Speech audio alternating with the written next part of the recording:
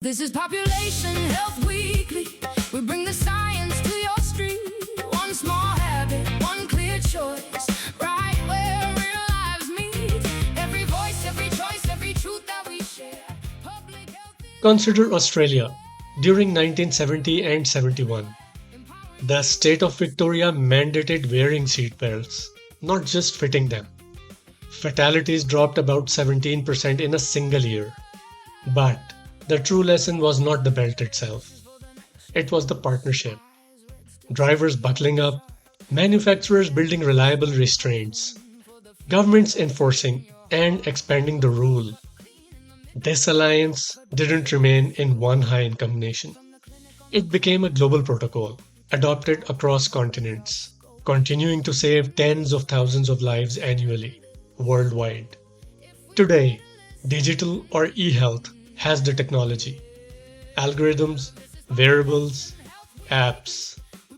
But does it have the same alliance? Can patients, professionals, tech makers, and governments join hands to ensure digitalization benefits everyone, everywhere, and sooner? everywhere. Empowering you to stay healthy. Welcome to Population Health Weekly with me, Shahnur Azhar. In our first episode of Click, Care, Connect, we saw how cricket and football video reviews, despite all their cameras, still struggle to bring uncontested fairness to a game. Regulating digital health is a far more complex puzzle.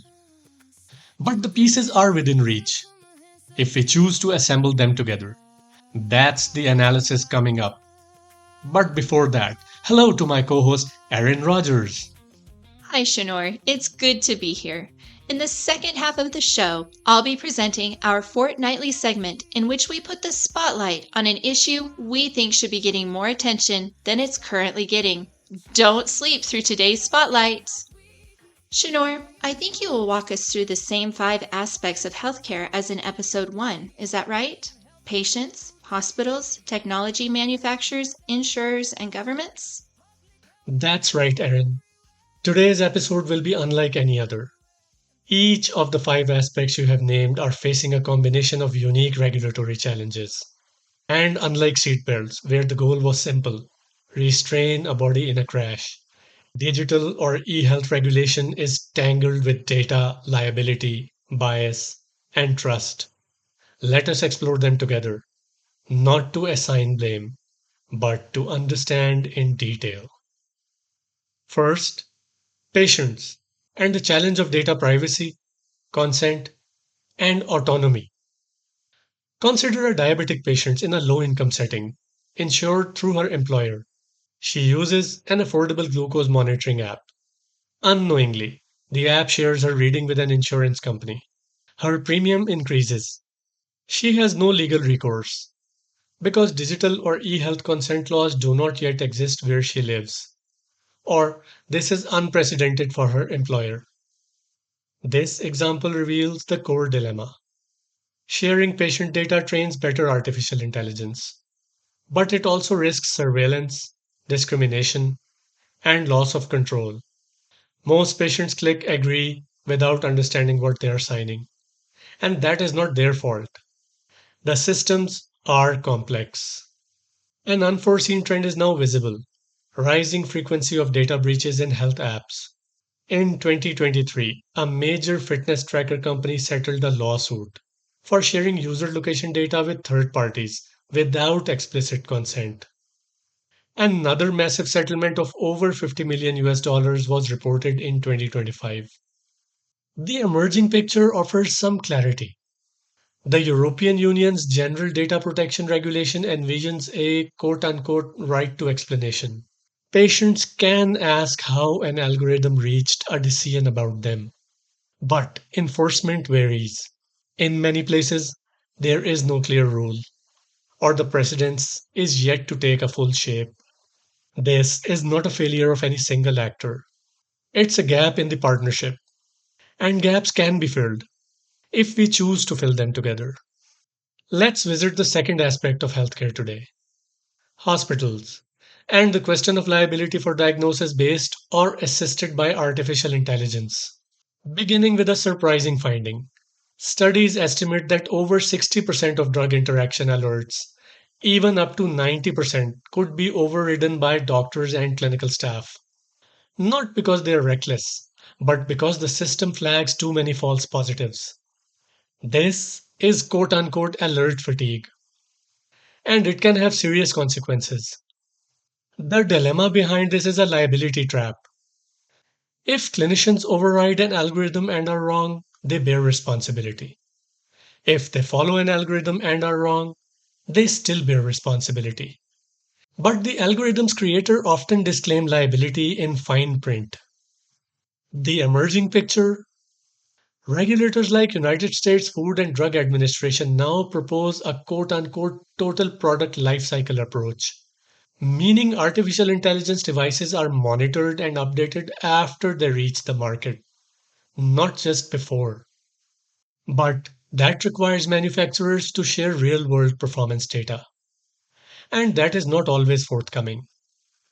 So, when a local hospital adopts a sepsis detection system involving artificial intelligence, and it generates so many false alarms that nurses disable the audible alerts, and then a patient unfortunately develops sepsis and dies, the subsequent review asks a difficult question: was the technology poorly designed, or was the hospital under resourced to train staff on its limitations?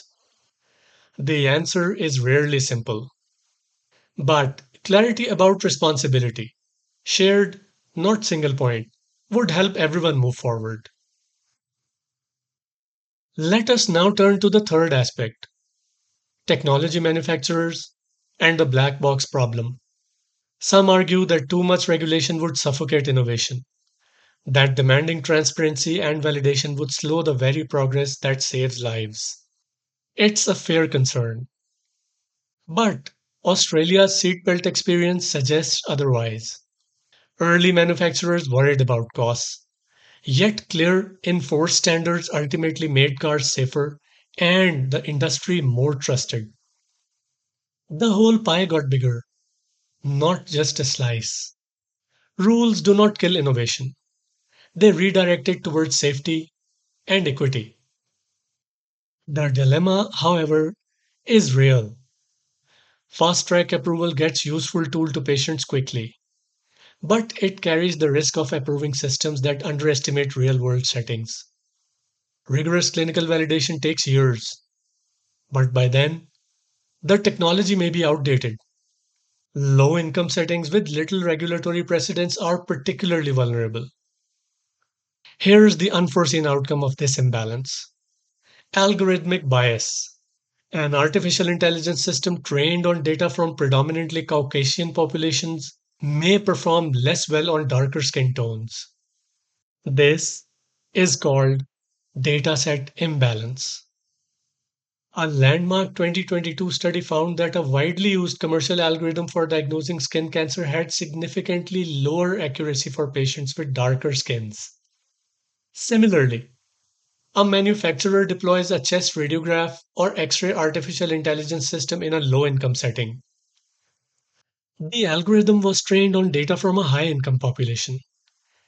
It consistently misreads tuberculosis signs in patients with chest scarring from previous infections because its training data never included that population.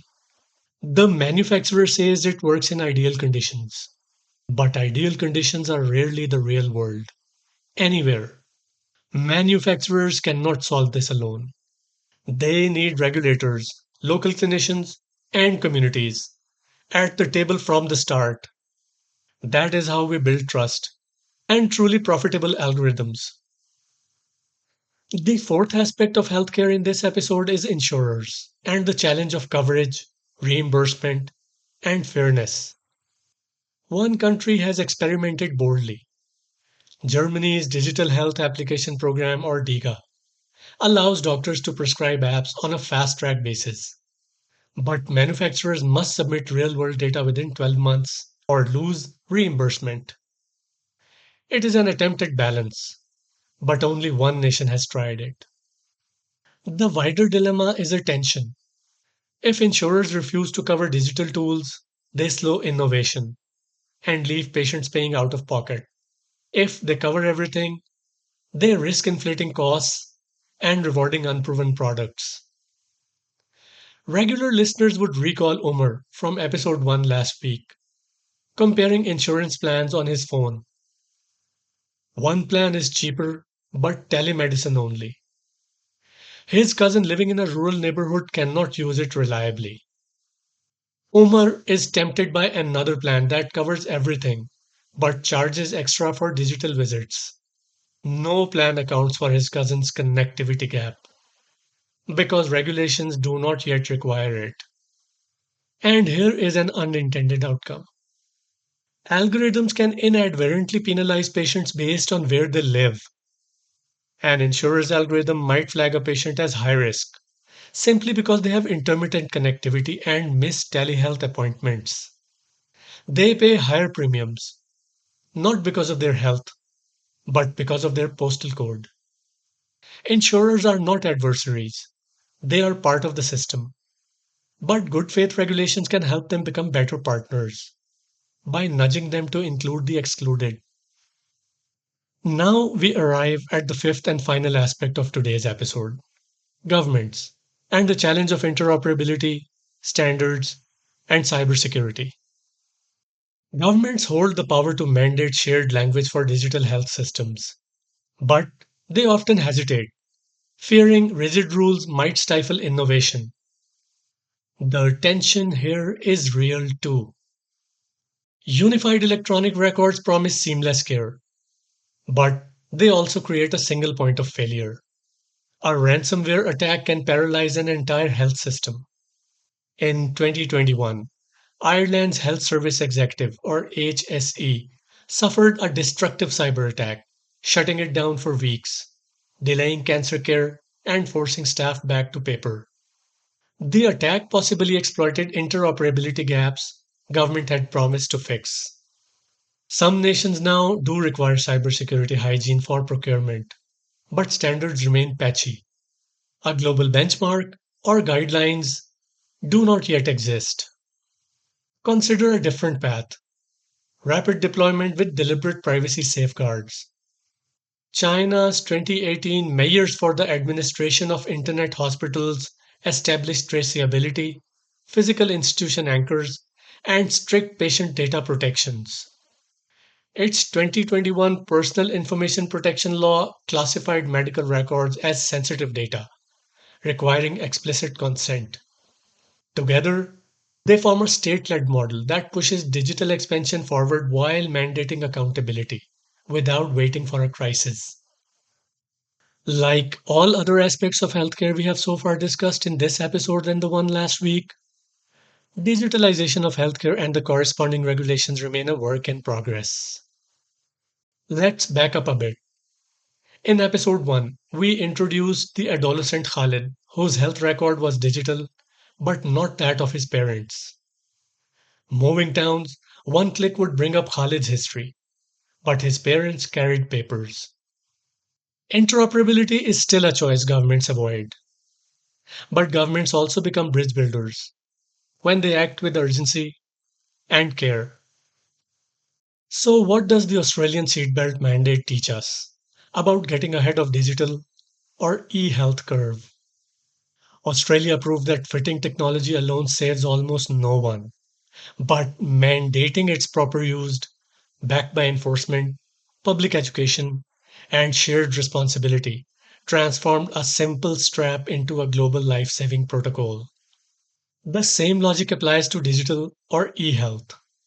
Algorithms and apps are the fitted belts. Transparency, liability, interoperability, and post market surveillance.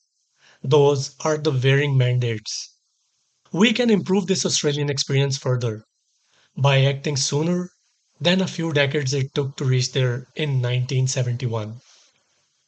For the global south, where the majority of world's populations live, where disease burdens are highest, and emergency preparedness is minimal, sustainable regulatory solutions are not a luxury. They are a necessity that won't subside anytime soon. Similar lessons emerge from drug development. The thalidomide and cutter incidents, which interested listeners can explore further. They show that regulators can and do catch up when public health demands it. So the map is clear. We already know the route from seatbelts to safer drugs. We simply need the courage to take it together. Next week, we see the clouds of health records gathering overhead. Stay with us. And now it's time for the Spotlight, a fortnightly segment on an issue we think should be getting more attention than it's currently getting. Today we are shining the spotlight on the global epidemic of sleeplessness. Sleep is not a luxury. It is a biological necessity. Yet sleeplessness has become a silent global epidemic. Chronic insomnia affects an estimated 10 to 20% of the general population worldwide, with lifetime prevalence reaching approximately 30%. That is billions of people tossing and turning each night, with rates often higher in low-income communities due to stress and limited access to sleep health education. The causes are woven into modern life itself. Blue light emanating screens, shift work, financial worries, and the 24/7 economy disrupt our natural circadian rhythms. Dr. Matthew Walker, professor of neuroscience and psychology at the University of California, Berkeley, explains, humanity is the only species that deliberately deprives itself of sleep for no apparent reason. We are living in a sleep-deprived society. The consequences are devastating. Chronic insomnia triples the risk of developing depression and significantly increases the risk of heart attack. For example, short sleepers have a 20% higher risk of myocardial infarction. Sleep deprivation also impairs immune function. Research shows that sleeping after vaccination nearly doubles antibody production compared to staying awake. Furthermore, sleep disruption impairs the lymphatic system, which clears neurotoxic proteins like amyloid beta during slow-wave sleep, accelerating neurodegeneration and Alzheimer's disease. But there is hope. Clinical guidelines from the American Academy of Sleep Medicine recommend cognitive behavioral therapy for insomnia as the first-line treatment, more effective than sleeping pills and without side effects. Simple steps work. Consistent bedtimes, no screens an hour before sleep, and keeping bedrooms cool and dark. Sleep is not wasted time. It is your body's repair shop. So prioritize it, because your life depends on it. And that's it for today. Thank you for listening. I'm Erin Rodgers, and I'll see you next time. Technical support for this show is provided by Wahab Shahid. Podcast logo, theme music, creative and production advice is given by Imran Babar. Erin Rodgers is our editorial associate. Population Health Weekly is led by its listeners, and they are invited to participate in any competent way they can. If interested, email us at info@ideas.org.s, info@ideas.org.es. Subscribe to our YouTube channel, Population Health Weekly, where you can also post your thoughts, comments, and imaginations. You can also subscribe to our monthly newsletter on our website, ideas.org.es. It's free.